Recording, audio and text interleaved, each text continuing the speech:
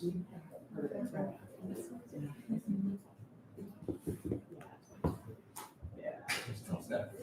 They want to. Okay. You need me to introduce them or anything? Sure, yeah. Okay. Yeah, Right now? Yeah. It's about 10 after. that's right. Okay. Yeah. Okay. Well, good afternoon, everyone. This is our first seminar talk for this semester. We're going to be hearing Dr. Benjamin Wald's research on First Nations data sovereignty and AI. So, could introduce Dr. Wald. Take it away. Great, thanks so much. And thank you all for being here. So, to give you a little bit of context about where I'm coming from. So I did a PhD in philosophy here at the University of Toronto, working with Sergio, actually as my advisor. And then I followed that up with a postdoc at the Schwartz-Reisman Institute on artificial intelligence. And that's how I sort of first got into this field. And from there, I now work for the Chiefs of Ontario. So that's an organization that supports the 133 First Nations communities in Ontario. So the way it works is there's the Chiefs in Assembly, which all the chiefs are a part of. They vote on resolutions, and those resolutions give us our mandate for our work supporting them. And so what I want to talk to you today is about data sovereignty, First Nation data sovereignty, and the implications that has for artificial intelligence. So I'll start by introducing the idea of First Nation data sovereignty, what it is, where it comes from, and why it's important. And then we'll talk a little bit about AI and where AI presents risks to data sovereignty, but also how data sovereignty is potentially an aid to solving some of the challenges of bias that emerge from artificial intelligence. So that's my plan. So to ease us in, we'll start with data colonialism, nice light topic. So colonialism, of course, it shapes the relationship between First Nations and settler society.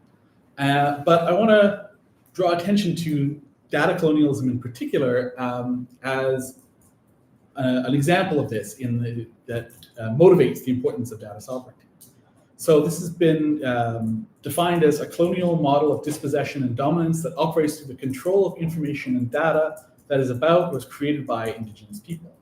And I think this really does stretch all the way back to the early days of Canada. If you think of things like the Indian Registry, there's an effort to codify who is First Nations, who is Indigenous, and use that information to control things like where people could move, where they could live, how they could practice their culture, all these sorts of things. So that's before these controls could be implemented, they needed to, the people they applied to needed to be defined by data and monitored.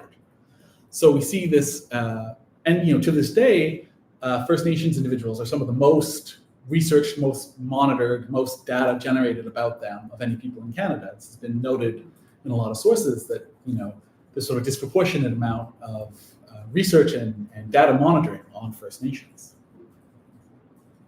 So that leads us to the importance of data sovereignty, First Nations data sovereignty, and what it is. So the definition I'm using, I'm drawing from the First Nation Data Governance Strategy. So this is a strategy that was developed in consultation with First Nations across Canada. It's a national level strategy that's been endorsed by the Assembly of First Nations at the national level and also by the Chiefs and Assembly of Ontario. So here we define First Nation data sovereignty as the concept of First Nations authority, right, or power to govern as sovereign nations and make decisions or laws on the ownership, control, collection, access, analysis, application, possession, and use of their own data. And this includes both data about First Nations, so generated through various government programs and things like that, and also data from First Nations, such as language, culture, stories, things like that.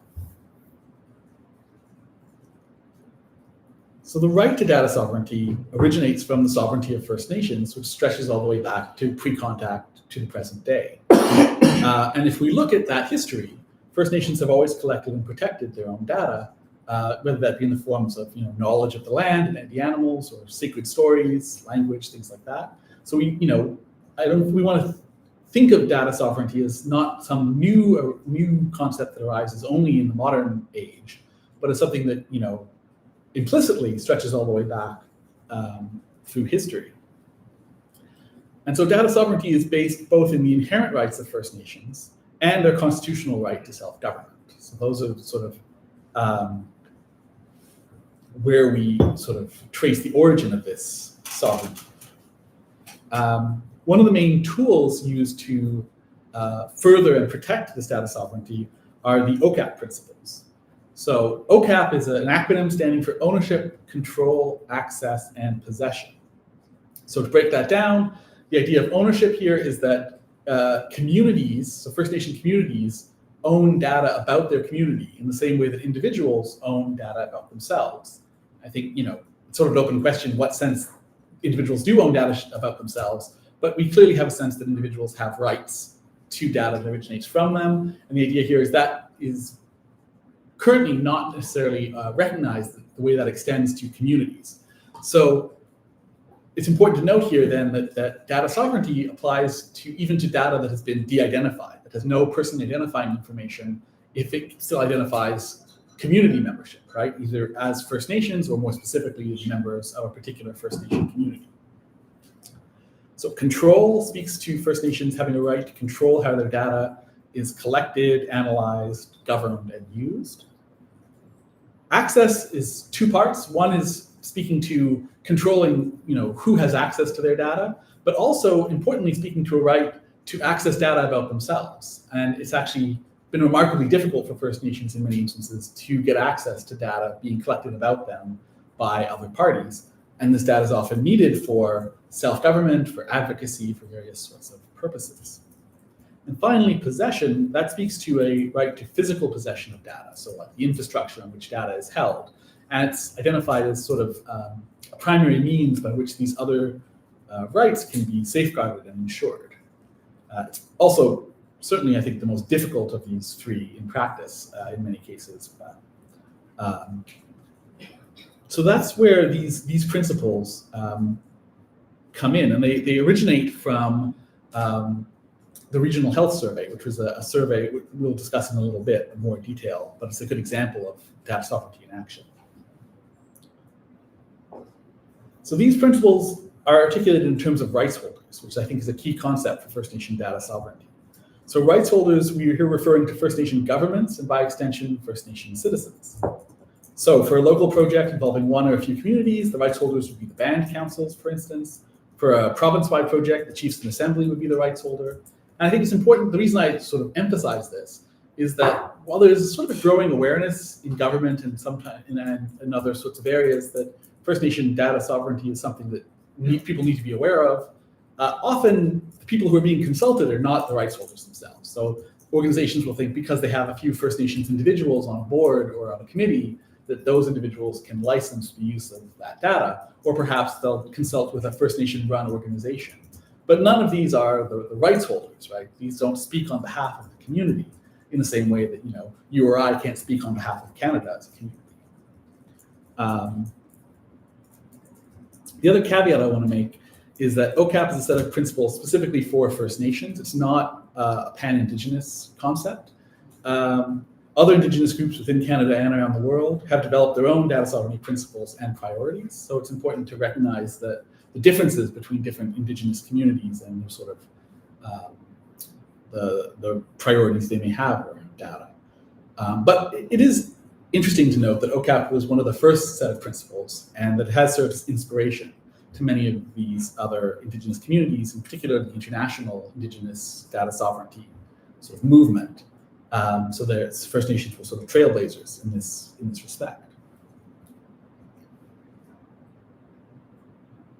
So why does data sovereignty matter? Why do we care about it? I think there's a few reasons. One is we should recognize that there's no law in Canada that recognizes community rights and interests in data. There's privacy laws that speak to individuals' rights towards their data. We don't have protections for communities in the same way. And within Ontario and across Canada, huge quantities of First Nation data is collected, analyzed, used, and shared without the consent of the nations to whom the data belongs. So we're a long way away from a full realization of data sovereignty in practice. From a more utilitarian stance, we can also see that there are various negative consequences to First Nations from these violations of data sovereignty. So often data collected without permission and without these kind of protections results in data being collected and used in ways that can stigmatize and blame First Nations for issues that affect their communities, ignore First Nations strengths, and deny First Nations the data they need to design, implement, and monitor their own programs and identify and advocate for community needs. So, there's a couple of examples of this. One prominent one, there's a report about alcoholism in a remote First Nation community that directly resulted in their credit rating being degraded. So it cost them more to borrow money. So that was like a very, very concrete harm. But there are also obviously more other sorts of harms that can result from this kind of framing of First Nations in terms of deficits and things like that. So sort of, again, looking at why it matters, we see that First Nations need access to data to govern, advocate, and thrive. And in fact, much of the early history of First Nations advocating for data sovereignty was about getting access to the data they needed. Only more recently has it moved to governing the data as well, but wherever it's held. The data can be misused, focused on deficits. And finally, data gathered should reflect First Nations perspectives and values. In many cases, First Nations themselves know what kinds of data they need, but that's not the data being collected, right? And the metrics being used to assess them may not be the ones that make sense for these communities. So making sure that, this, I think, I want to emphasize this because I think it shows how data sovereignty doesn't just apply to take the data already being collected and apply governance to it. It goes beyond that to ask, well, what data should be collected in the first place? That's also a matter of data sovereignty. Who gets to frame what questions are being asked, what data is being gathered? So to give us a couple of examples of what this looks like, I have two kind of case studies of data sovereignty in action. The first is the Regional Health Survey that's conducted by the First Nation Information Governance Center every 4 years on First Nations on reserve. So it was originated due to the fact that those people on reserve were omitted from large government-run surveys, health surveys. So there was a data gap that needed to be filled. But at the same time, a lot of the data that was being gathered on reserve was being gathered without consent and in ways that First Nations opposed, for instance, the census. So there was a need both to have this data gathered, but to have it gathered in a way that respected data sovereignty. So the Regional Health Survey came about as a sort of First Nations-led solution to these problems. So it's authorized by resolution from the Assembly of First Nations, so it has that kind of rights holder authorization, but they also receive a band council resolution from each community for conducting the survey in that community. And the data is held by and used by First Nations themselves. Another example we can look at is the agreement between the Chiefs of Ontario and ICES. ICES being basically an organization that conducts health research, is funded by the government to conduct various sorts of health research. And they have special status under the privacy laws that allows them to hold various kinds of health data. So there's a data governance agreement between Chiefs of Ontario and ICES. And as part of that agreement, ICES received a copy of the Indian Registry, which they can link to the health data they hold. Because one of the problems is often it's very difficult to know who in a data set is First Nations. That's not data that's routinely collected by hospitals, or at least not in ways that filter down to ICES.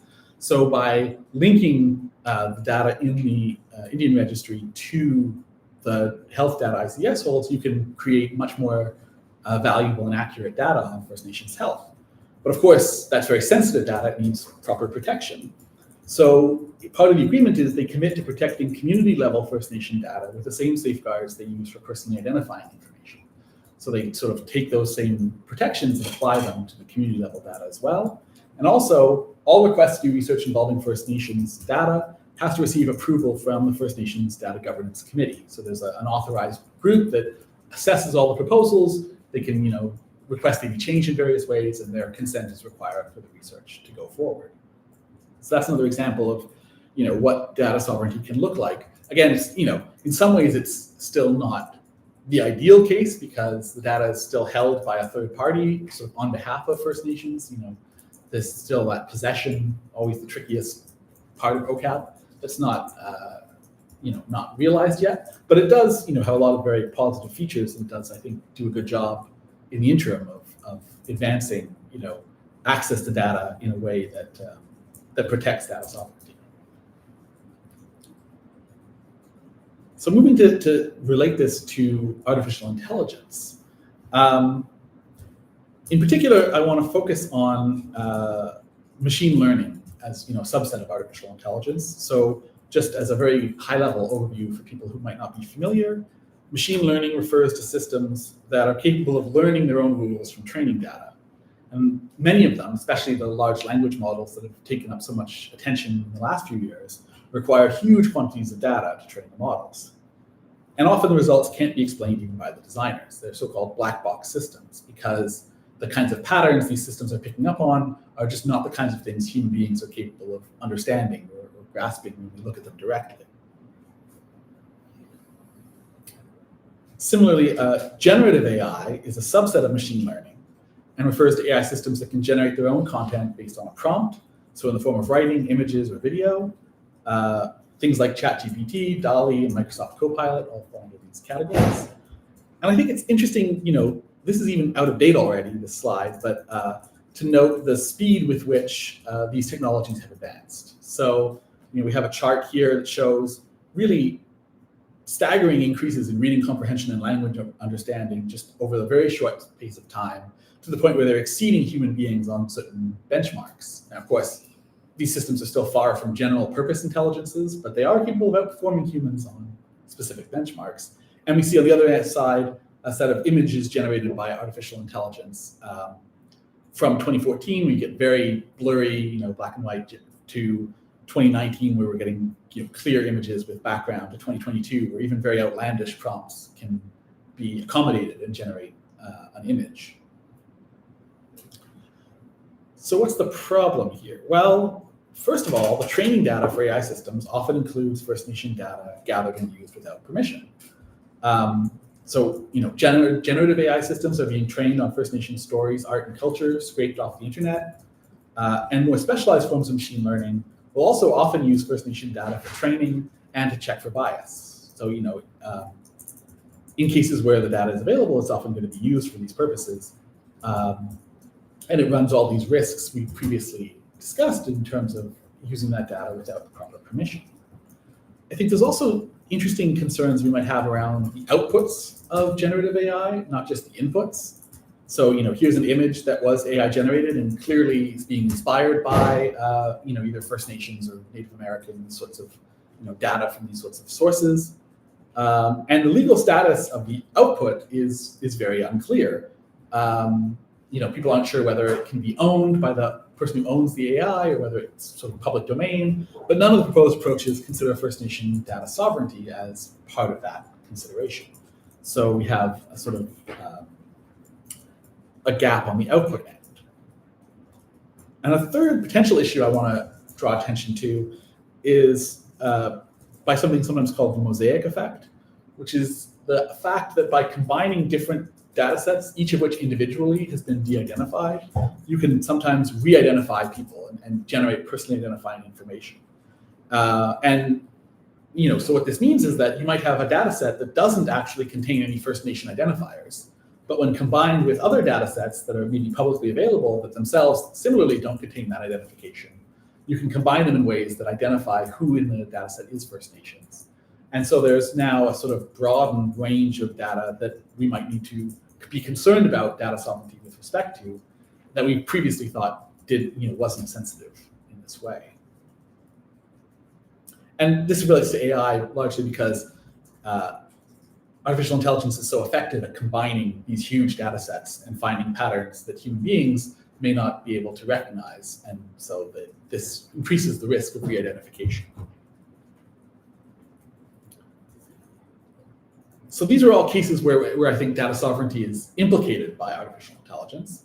And we might care about that just because our, data sovereignty is a right, and rights being violated is, a bad thing just on its own. But there's also a utilitarian case, I think, to be made that this is harmful, looking at cases of AI discrimination, right? So there are numerous real-world examples of AI being biased against minority groups, from facial recognition technologies failing more often for women of color, to AI-powered hiring algorithms that downrank female applicants, to AI used by the criminal justice system to assess the risk of reoffending being biased against Black people. And I want to highlight two sources of this bias that arise from training data. So the first is unrepresentative training data, right? So machine learning relies on the data being fed into it to train it. But in many cases, white men are overrepresented in the data used to train AI. And in fact, that's the explanation of the case of image recognition being worse for Black women than for white men. It was just because the standard image databases used to train these systems underrepresented Black women and overrepresented white men. And First Nations can often be excluded from data being used to train these systems, either just, for various reasons, partly just because they're a smaller portion of the population, but also in some cases, ironically, because of data sovereignty concerns.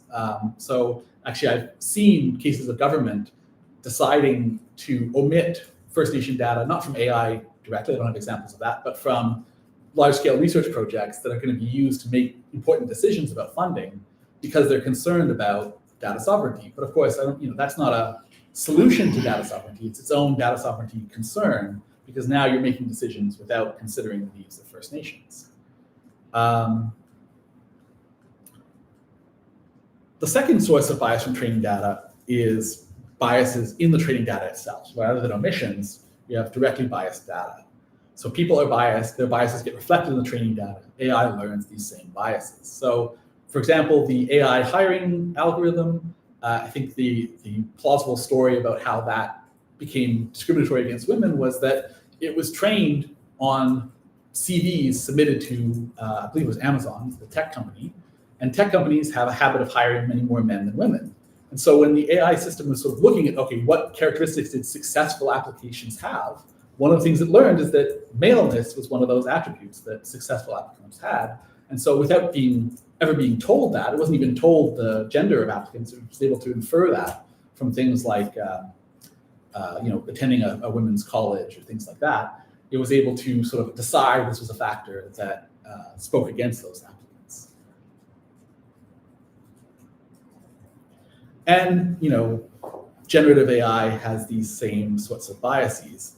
A UNESCO report found ChatGPT and competing open source models would complete sentences that indicated gender in a sexist way. So for example, a woman was thought of as, completed as, the property of her husband. Google autocomplete also has various problems with this sorts of thing. And image generation has the same sorts of biases. We see an image generated for a person at social services versus image generated for a productive person. And obviously we see consistent racial disparities. This is just one example, but people have done the research to demonstrate that this holds true over, if you ask similar prompts. So AI presents a risk of discrimination. And so then, I've been thinking one of the things, this is one of the areas where I think there's still work to be done, but I do think First Nation data sovereignty provides a tool that can be used to help mitigate some of this danger of bias. How does that work? Well, I think there's a few ways. One is that recognizing First Nation rights means involving them in decision-making for AI systems. So if you need First Nation permission to train AIs using their data, then you have to involve them in that process, right? It can't just be a yes or no. It has to involve consultation, discussion, things like that. And this can help prevent bias due to decontextualized data, badly chosen metrics, inclusion of biased data. Why? Because First Nations themselves are usually the best place to recognize how data has been decontextualized, which metrics are going to be problematic and why, and which data sets are likely to be biased. And it can also help ensure First Nations are properly represented in the training data. If this is sort of a step you have to take in designing an AI, then that's some added pressure to make sure that your data sets are representative in this way. I also think it can't just be about that. First Nation data sovereignty also has to include a right to refuse to have First Nation data be part of an AI system, in which case I think there has to be an ability to opt out of the AI system, right? Because otherwise, as we've seen, just the right to not have your data included, but then still being subject to the subsequently created AI is, going to produce more bias. So I do think that these are some tools that First Nations, can potentially utilize to protect against bias. I think we're a long way away from this. I mean, some of this is more plausible, I think, in the context of AI being developed by the government, since there is more official government recognition of data sovereignty. There are, especially at the federal level, there's been some reassuring, at least hopeful talk about data sovereignty. It isn't necessarily always filtered down into practice yet, but there's at least official recognition of the importance there. When it comes to private sector AI, I think, the problems for data sovereignty are much more severe and more difficult to address. We're a long way away from legislation that would effectively, control or limit the way these systems are being developed.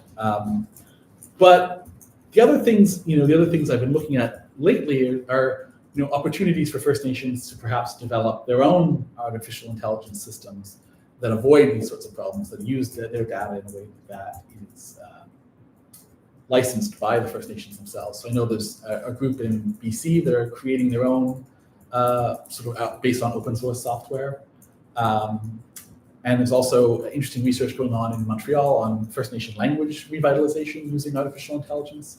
So there are some potential, upsides, some potential benefits to First Nations from AI, and hopefully data sovereignty, can be incorporated into those projects and ensure that their benefits sort of are realized. So that's what I wanted to talk about. Miigwech, thank you very much. And I'm very happy to take questions.